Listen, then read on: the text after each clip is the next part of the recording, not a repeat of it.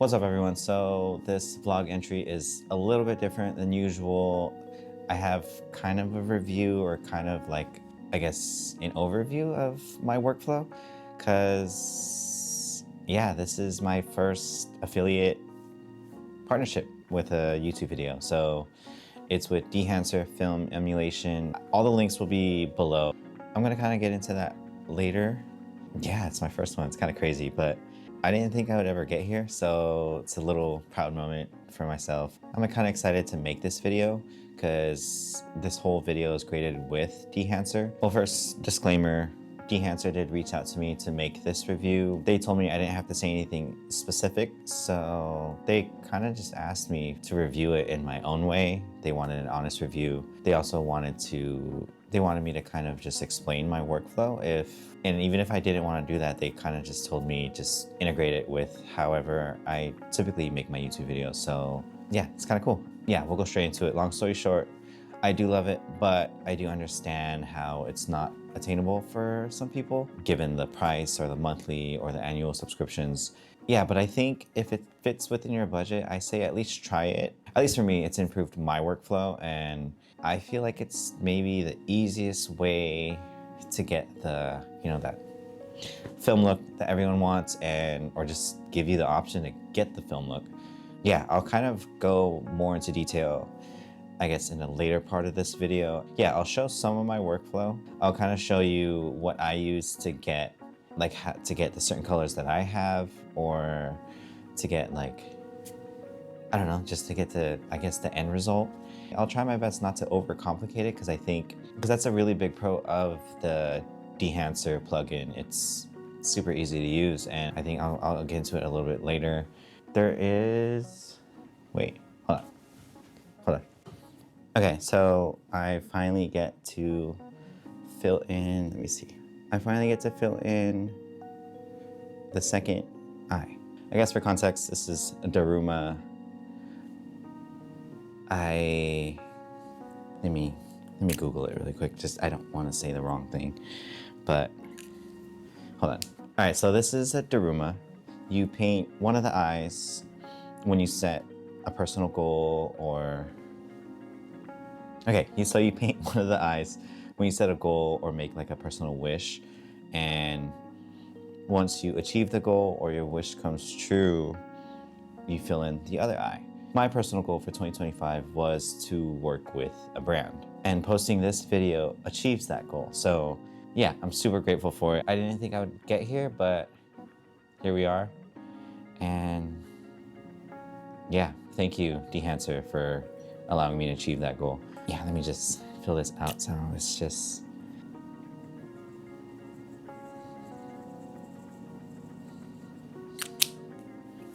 I did it, guys. I achieved my goal of working with a brand. So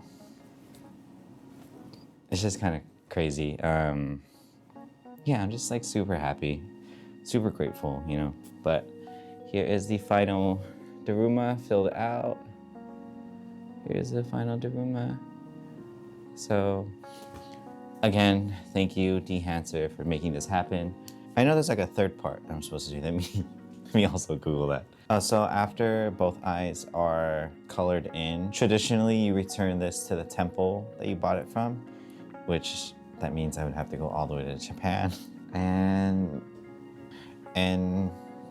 they burn it, which is kind of like, it's kind of cool. I guess I have to go to Japan. Okay, now back to the vlog. Bye.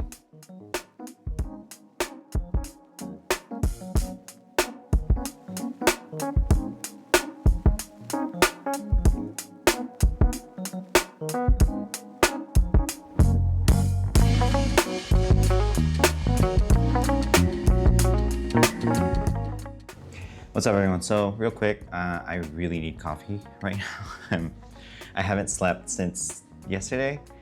I just procrastinated. I had a lot of galleries to edit, and I wanted to send as many galleries as I can before I left for this little mini vacation. I'm in Cabo right now for a friend's wedding, and yeah, I kind of just wanted to be present and not really work, but I didn't bring my laptop. I'm just gonna edit, I think, 1 or 2 more galleries and then I should be good. I'm tired, honestly, but I think we're good.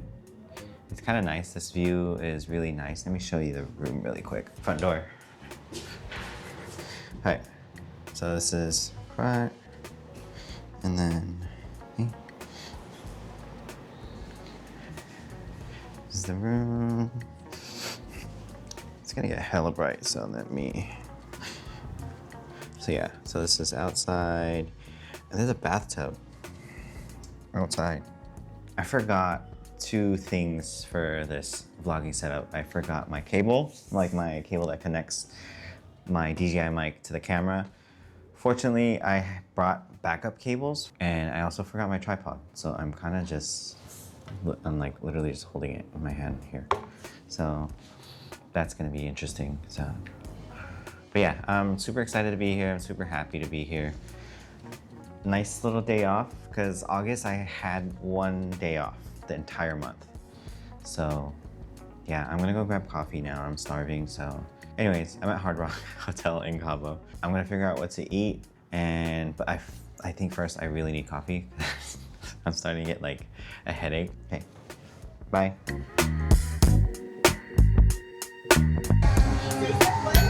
I just finance it.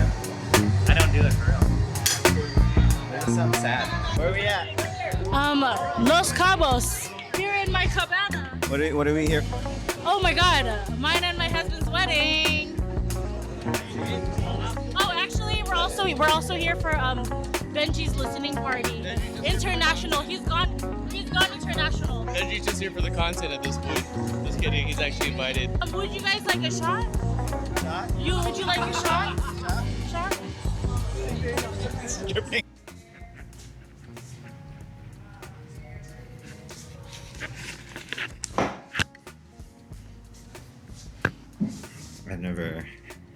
I've never ordered room service before.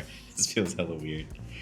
But yeah, I just ordered like some random stuff because I'm still kind of editing. I'm still working actually. So I'm kind of editing this little highlight video for my recent couple.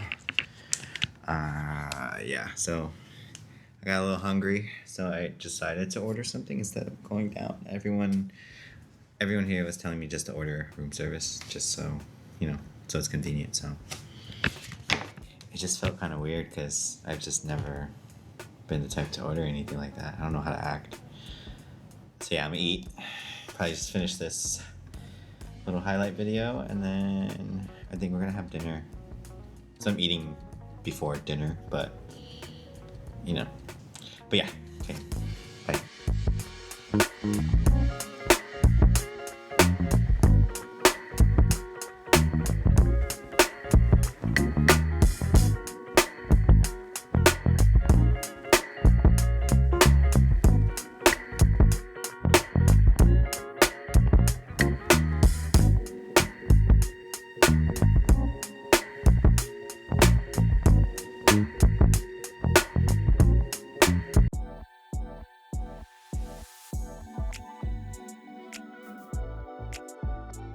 So I do want to emphasize this isn't really a technical review. I'm not like a professional colorist or anything. I think mainly I'm just gonna show you like my workflow and what works for me. It may or may not work for you, but I think if you can learn from it, cool.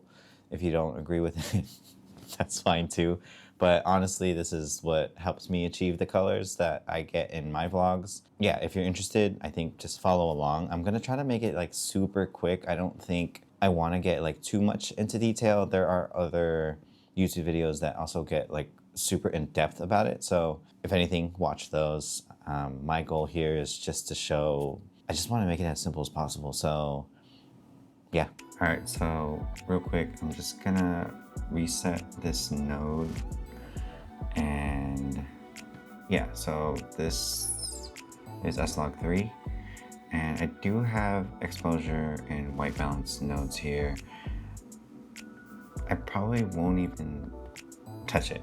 You don't have to. I think I just like to adjust it separately before I change it, or like there's also other ways to do it. There's color space transform, but for, I guess, for simplicity purpose, for just like to do the bare minimum, I'll just show you the film emulation. It's literally all you do is create these nodes in DaVinci, and yeah, so you just drag, put this in there. But you do have to make sure your source is changed, so I wouldn't just trust it on Rec 709. I would just choose my own. So in my case, I'll choose camera, and then I'll do, where's Sony? I'll do Sony, and then I shot this with a ZV-E1, and then S-Log3 Cine. So it still doesn't really look good, but you can kind of, you'll go through all of these, but you don't actually use every single one. The main ones, I guess, to make it super easy, the main ones I really do look at is film, print, and grain. Everything else, I mean, overscan if you want to do that look, make that super, this look, but generally you won't use it, so I'm not even gonna really go over that. So a lot of the time, well, at least for me, I don't use film and print at the same time. I leave this, like, I uncheck this, and then what I like right now, I like the look of Kodak 2383, so I'll just click that, and I'll adjust exposure here, not here. And then, so I'll just kind of do that. You know, I think generally it looks fine, and grain is kind of crazy, so I personally think this is way too much grain, but you know, do whatever you want. Me, I would just put like 1, and I think that's good enough for me. Like, I think even this is a little bit too much grain, but honestly, it still looks fine. And yeah, that's pretty much it. Like, let me show you before, after, and that already, like, all we did is input, film, print, grain. I mean, I can show you like different things, so like Cinestill 50, 800, like there's a lot of film profiles. You can kind of just go through it and, you know, just remember which you like, you know. I don't really, but me personally, I don't have it enabled. I think this looks great already, and yeah, that's pretty much it. That's my workflow. Okay, bye. The main thing is it just gives me a lot of options. If I want to film a certain project, I have access to different colors, different tones, different vibes. There's a lot of film looks to get that look. Pretty big pro to just kind of go through multiple film looks and film prints. And some people may or may not like it, but there are like these, what is it called? There's like a section called Overscan, and it gives you the either Super 8 look or Super 35, you know, where it kind of makes it look old, and you know, it can be overdone for sure, but also it's nice to have that option to do it. I think the biggest pro is just workflow. Everything is all under, it's all one like node, so you can kind of just scroll through it. You don't have to do it this way, but you do have the option to kind of edit the entire like scene just using one thing, and I feel like that simplifies it by a lot. All right, so cons. Just like the learning curve and the terminology, but that can be easily Googled, honestly, and then, or it can just be like trial and error. Another con, I do want to point out the price. I understand it's not attainable for some people, So I do want to point that out as a con. And last thing is there is an iOS app. Some videos I noticed on my phone, I have a iPhone 16 Pro Max. Some videos I tried to use like the film emulation. It is a little laggy, but it's not anything crazy. I think the main goal is just to see, like to give you the color. It kind of sets your social media videos apart by a little bit because you're able to kind of edit it in like the easiest possible way, because it's literally, you just click it. I feel like the app is very straightforward, even more straightforward than on DaVinci. I don't really have any complaints other than it is just a little bit laggy. Yeah, you can edit photo and video on it, so it's a nice little touch. So final thoughts, I'm going to continue using it. I think it helps my workflow. I do have other options. I do have power grades I've created, but I think sometimes the power grades I've created is just a little bit overkill in it. And then, you know, I feel like some projects call for other looks. So my next couple vlogs, my next DJ sets that I record will most likely be using the Dehancer plugin.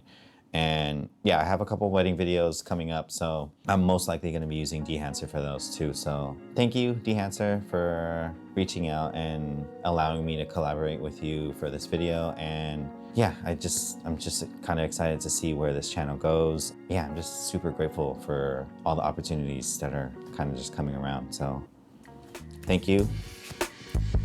Bye.